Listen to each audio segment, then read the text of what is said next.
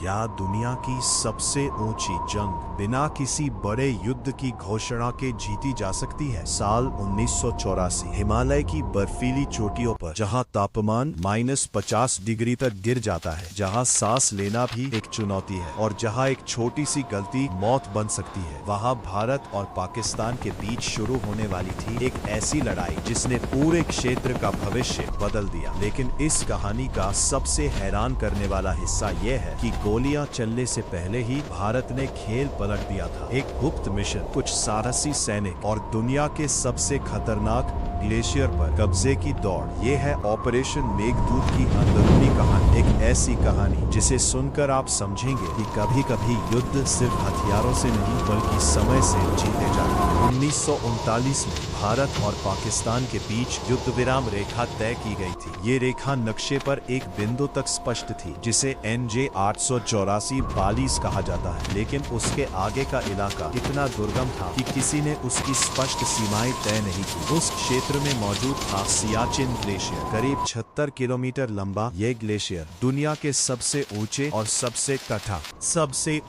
सबसे कठिन इलाकों में से एक माना जाता है। कई सालों तक किसी ने इस क्षेत्र पर विशेष ध्यान नहीं दिया। सबको लगता था कि इतनी ऊंचाई पर कोई सेना स्थायी रूप से नहीं रह सकती। लेकिन 1970 और 1980 के दशक में स्थिति बदलने लगी। पाकिस्तान ने विदेशी पर्वतारोहियों को ऐसे परमिट देने शुरू किए जिनसे ये संदेश जाता था कि सियाचिन उसका हिस्सा है। धीरे धीरे दुनिया के कई नक्शों में भी यह क्षेत्र पाकिस्तान के नियंत्रण वाला दिखाया जाने लगा। भारत के लिए ये एक गंभीर चेतावनी थी। इसी दौरान भारतीय सेना के प्रसिद्ध पर्वतारोही अधिकारी कर्नल नरेंद्र कुमार ने सियाचिन क्षेत्र के कई अभियान किए। उन्होंने देखा कि पाकिस्तान इस इलाके पर अपना दावा मजबूत करने की कोशिश कर रहा है। उनकी रिपोर्टों ने भारतीय सेना को सतर्क कर दिया। फिर 1983 के अंत तक भारतीय खुफिया एजेंसियों को कुछ बेहद महत्वपूर्ण जानकारियां मिली। पता चला कि पाकिस्तान बड़ी मात्रा में विशेष ऊंचाई वाले कपड़े और उपकरण खरीद रहा है। ऐसी तैयारी सामान्य प्रशिक्षण के लिए नहीं थी।